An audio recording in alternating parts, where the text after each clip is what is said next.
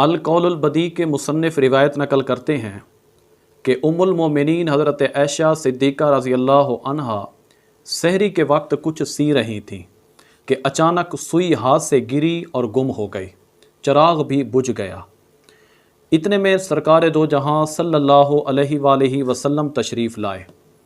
آقا علیہ الصلاۃ والسلام کے چہرے کی روشنی اتنی تھی کہ سارا گھر روشن ہو گیا، حتیٰ کہ وہ سوئی بھی مل گئی۔ تو ام المومنین حضرت عائشہ صدیقہ رضی اللہ عنہا نے عرض کی، یا رسول اللہ صلی اللہ علیہ وآلہ وسلم، آپ کا چہرہ کتنا روشن ہے، خدا نے حسینہ جمیلہ دا منہ موڑ دیتا، محمد بنا کے قلم توڑ دیتا۔ عرض کی، یا رسول اللہ آپ کا چہرہ کتنا روشن ہے؟ تو سرکار دو جہاں صلی اللہ علیہ وآلہ وسلم نے ارشاد فرمایا، ہلاکت یعنی بربادی ہے اس کے لیے جو قیامت کے دن مجھے نہیں دیکھ سکے گا۔